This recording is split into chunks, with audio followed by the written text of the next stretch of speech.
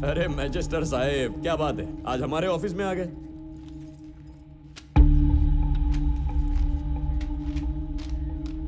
अरे इधर तो मिसिंग केस है ना। मैडम, आप ही मालिनी है क्या? अरे आप कितने सारे लेटर लिखते हो, अभी तक पुलिस को कुछ पता नहीं चला। जैसे ही मालूम पड़ेगा बता देगा, आप जा सकते। कंप्लेंट देकर 1 साल हो गया है, अब तक एफआईआर फाइल क्यों नहीं हुई? वो आदमी जिधर मिस हो गया ना, उधर ही जाके कंप्लेंट लिखवाने का, वही फाइल करो एफआईआर। जुरिस्डिक्शन के हिसाब से तुम्हारा फर्ज बनता है कि तुम एफआईआर फाइल करो। खैर, एफआईआर फाइल नहीं की, जो कंप्लेंट लिखवाई थी तुमने उसका क्या किया? हेलो, मैंने क्या हासिल किया जानने का? कशाला? मेरा प्रोग्रेस, मेरा अटेंडेंस, ये मेरे से मेरे सीनियर भी नहीं पूछते, और तू आया बड़ा मेरे से पूछने वाला थी। ठीक है, हम लोग ने कोई भी प्रोग्रेस नहीं किया। हाँ, 1 मिनट के लिए ऐसा मान लेते। तू एक बात बताना, इनके पति को घर वालों ने भी ढूंढा, उन लोग ने क्या हासिल कर लिया? हाँ? कोई भी उठता है भड़ास निकालने पुलिस स्टेशन आ जाता है, हम लोग तो इधर खाली बैठे हैं ना। अच्छा वैसे तेरे को इसमें इतना ज्यादा इंटरेस्ट काहे को? अरे मैडम, आप गलत मत समझिए। मैं यहाँ पर इनके साथ कोई रिक्वेस्ट करने नहीं आया हूँ। सब डिवीजन मजिस्ट्रेट होने के नाते पूछ रहा हूँ कि मेरे गांव का एक आदमी मिसिंग है, उसका क्या हुआ ये जानने आया हूँ।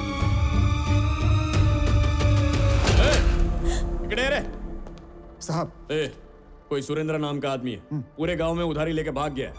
किसी के हाथ से चीटिंग का केस लिखवा दे। जी साहब। वो आदमी लोगों को फंसा के भाग गया है, ये लिख के केस क्लोज कर। जो आएगा उसको जवाब देता रहूंगा ना, तो 24 घंटे भी कम पड़ जाएंगे। निकलो, हाँ, निकलो निकलो, दावत नहीं है घर जाने का। आज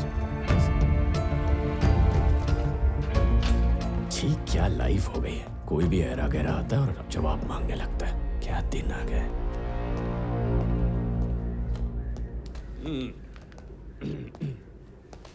इसके अंदर इतना चर्बी भरेला है ना, इसीलिए इसको सब कलेक्टर की पोस्ट से डिमोट करके इधर भेज दिया है। सवाल तो ऐसे कर रहा था जैसे होम मिनिस्टर है, स्वतः हीरो समझ। तो मेरे को बताओ, अपने पुलिस स्टेशन में आके अपने से ही सवाल करने का किसी ने हिम्मत किया है? हा? साहब, तू वापस काय को आ गया? गलत इल्जाम लगा के केस क्लोज करने की सोचना मत। ये चीटिंग केस नहीं, मिसिंग केस है, जिसकी जड़ तक मैं जाऊंगा ऑफिशियली। उसके बाद तेरे से इन्वेस्टिगेट कराऊंगा, उसके बाद इस स्टेशन का चार्ज मैं लूंगा। लॉकअप में 2 मौतें हुई हैं, ये कहकर इंक्वायरी के नाम पर तुझे मेरे ऑफिस में 3 बार बुलाऊंगा, फिर 4 साल तुझे घर बिठाऊंगा। हाँ? हाँ। बाप रे! देख रहे, वो चला गया कि इधर ही खड़ा है? चला गया साहब। अरे यार, ये आदमी किस मिट्टी से बना है? कौन है यार ये स्वामी? जब भी मिलता है डराता रहता है, भलते भलते रूल सुनाकर सवाल के जवाब मांगता रहता है।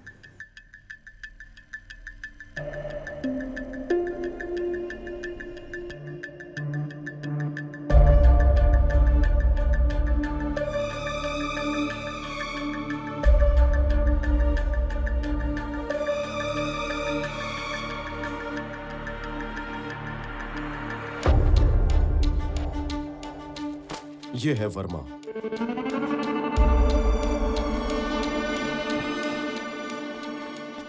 उसके हाथ में जो गिफ्ट बॉक्स है उस पर वर्मा नाम लिखा है। इसका एड्रेस पता करना होगा।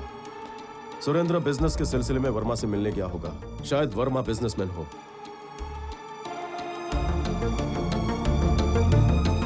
सुनो, घर में कोई पुराना कैलेंडर है? वेरी गुड, जाकर लेकर आओ।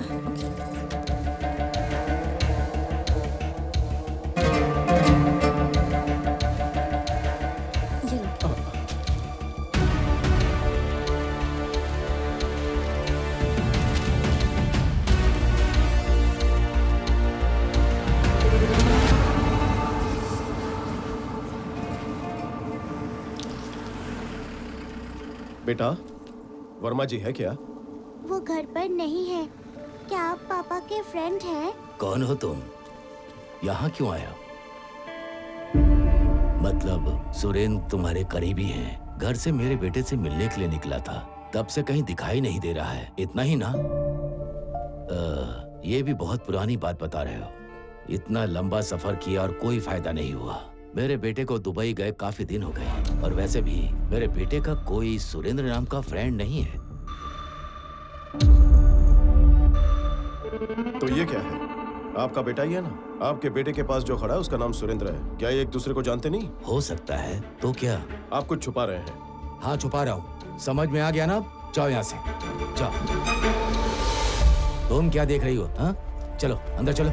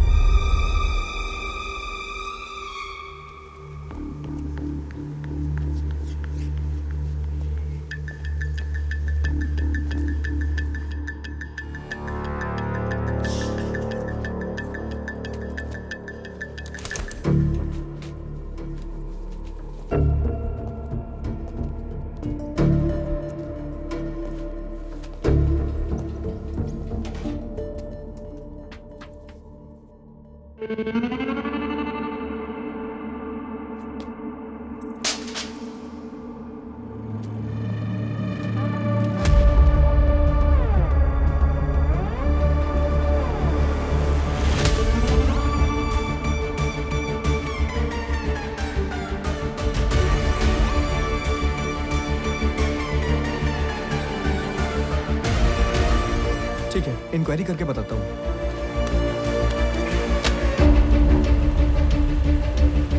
चलो चलो चलो, सीधे सीधे सीधे। हाँ।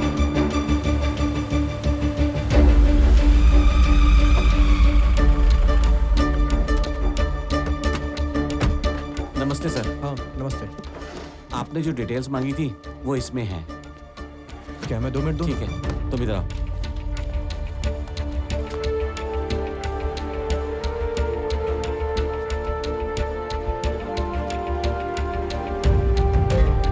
ये क्या है? तेरी दोनों हाथ से लिखने की आदत नहीं गई ना? सारी डिटेल्स लिखे जा रहा है। यही तो मेरा काम है। ठीक है राघव, इन दोनों में से तुझे जिस पर ज्यादा भरोसा है उसे बुला। श्रीधर, जी सर। सर, आपने जो आइडेंटिफाई किया है, पिछले साल मई में 10 से 15 कंटेनर्स इस रूट से गए हैं और ये सब हमारे चेक पोस्ट के रिकॉर्ड्स में लिखा हुआ है। सर, यहाँ से जो भी कंटेनर्स गए हैं ना, उन सभी कंटेनर्स के नीचे एक अजीब सा निशान बना हुआ था सर।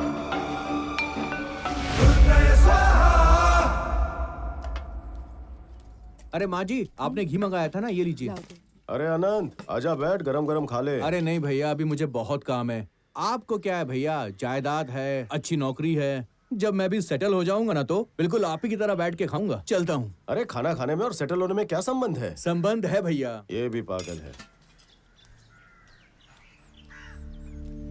क्यों पिताजी, बहुत टेंशन में लग रहे हो? ए, तुम जो कर रहे हो वो हमें पसंद नहीं है। तुम्हें घर आकर 1 हफ्ता हो चुका है। ऑफिस जाना छोड़कर तुम उस सुरेंद्र को ढूंढ रहे हो। ये भी ऑफिस का ही काम है। कोई आगे नहीं आएगा तो केस सॉल्व कैसे होगा? दुनिया में एक ही केस बचा है क्या? एक की मदद करने के लिए सब कुछ भुलाकर उसके पीछे दौड़ना ठीक है? आप बुरा ना माने तो एक बात कहूँ क्या? आप जो भी काम करते हैं उसमें 10 लोगों का फायदा ही होता है, लेकिन इस केस में आप एक इंसान के लिए इतनी भागदौड़ कर रहे हैं। लोग अलग अलग तरह की बातें बनाएंगे।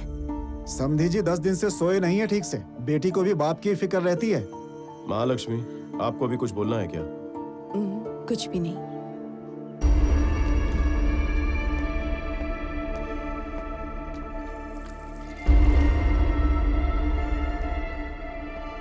एक बात समझ लीजिए, मैं सिर्फ मालिनी के हस्बैंड के लिए यहाँ पर इतने दिन से नहीं घूम रहा हूँ।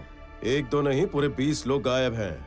ज्यादा भी हो सकते हैं, उनकी गिनती कोई नहीं जानता। सुरेंद्र की छानबीन की तो वर्मा, वर्मा की छानबीन की तो उसका असिस्टेंट राजा, राजा की छानबीन की तो वेंकट। ऐसे गुमशुदा लोगों की लिस्ट बड़ी लंबी है। पत्नी इंतजार में बैठी है कि पति घर कब लौटे। बूढ़े बाप को अपने बेटे का इंतजार है। अपनों के लिए आंसू बहाते बहाते उनकी आंखें भी सूख गई हैं। घर चलाने के लिए बहनें सब्जियां बेच रही हैं। छोटा भाई पेट भरने के लिए पढ़ाई छोड़कर दूध बेच रहा है।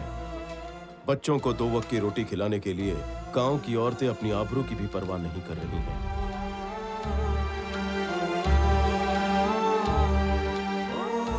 हमारा बेटा सब कुछ था, उसे ढूंढने गए तो इन्होंने अपना पैर खो दिया।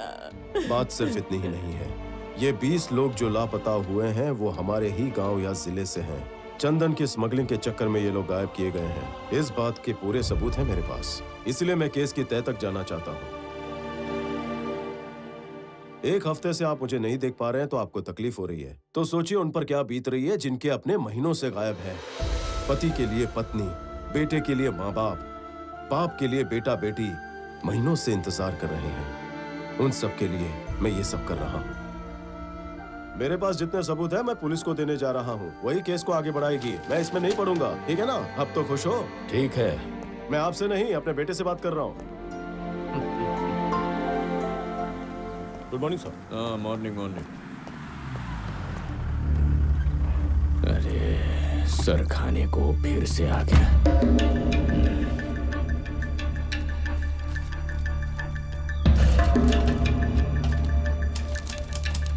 अरे पहले कौन से केस के लिए आए थे और अभी ये कौन सा केस कर रहे हो? ग्रेट। आपने सोचा होगा चंदन की स्मगलिंग की बात करेंगे तो मैं सीरियस हो जाऊंगा, है ना? आपको ये कहानी का आइडिया ये पेड़ों को देख कर आया होगा, है ना?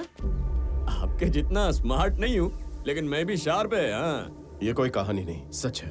क्या सच है? हाँ?